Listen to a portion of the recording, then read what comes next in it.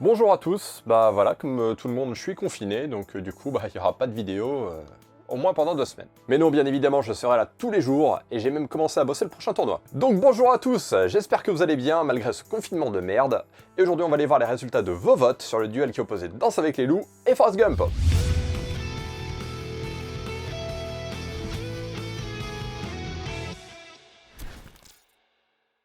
Bon, j'en avais parlé à la fin de la dernière vidéo, le résultat était plus ou moins prévisible, et vous avez été 36 à voter pour Forrest, et seulement 9 pour Danse avec les loups. Et j'ai notamment eu Julien qui m'a proposé de voter pour Danse avec les Booba Gump. Julien, je te kiffe.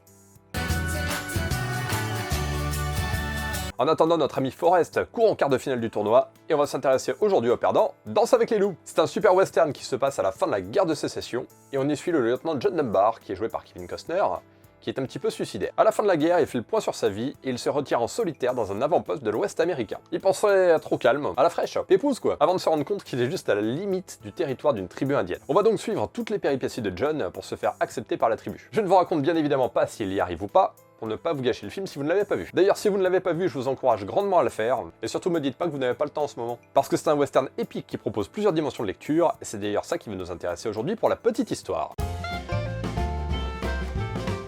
En effet, le film dure 236 minutes, ce qui est relativement long, mais qui va laisser le temps de développer chaque personnage. Et ça, les mecs du marketing qui devaient vendre le film l'ont bien compris. Ils ont donc créé 2 campagnes publicitaires distinctes. Une pour les femmes, avec la mise en avant du côté Love Story, Kevin Costner, tout ça.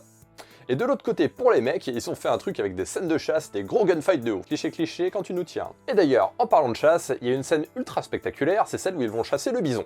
Et pourquoi cette scène est si spectaculaire? C'est tout simplement parce que tous les bisons utilisés, 3500 putains de bisons, ils sont sauvages. Donc pendant 8 jours d'affilée de tournage, les mecs de l'équipe technique, tous les matins, ils allaient à 5 heures sur la plaine pour rassembler les 3500 bisons et pour être prêts à tourner à 11 heures du mat. C'est ce genre de détails qui font que ce film est aussi ouf. D'ailleurs, les spectateurs et les critiques ne s'y sont pas trompés, parce que c'est le western qui a le plus rapporté de tous les temps, mais c'est aussi le dernier western à avoir gagné l'Oscar du meilleur film. Oui, tu peux vérifier, il n'y en a pas eu d'autres depuis. Si ces anecdotes t'ont plu, bien évidemment, tu mets un petit pouce bleu et tu partages cet épisode. D'ailleurs, si tu partages cet épisode sur Facebook en me taguant dedans les sondages existentiels, tu auras peut-être une chance de gagner le DVD. Il est plutôt cool, c'est une édition Digipack Collector de DVD, et surtout c'est la version longue. Donc si tu sais pas quoi faire de ton confinement, ça peut être une super option. Vous avez jusqu'à samedi soir et je tirerai au sort l'un ou l'une d'entre vous pour gagner le DVD. Tiens d'ailleurs, petite annonce, exceptionnellement cette semaine, il y aura une vidéo dimanche. Ce sera une vidéo sur un jeu autour des films, pour que vous puissiez jouer avec vos potes pendant le confinement. Donc abonne-toi à la chaîne pour être sûr de ne pas le rater et pouvoir voir les prochains duels. D'ailleurs, en parlant de prochains duels, cette fois-ci on est encore sur un énorme duel,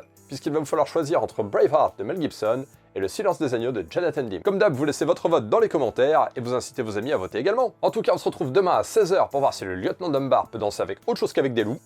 Je vous souhaite à tous une très bonne soirée et allez, ciao bisous!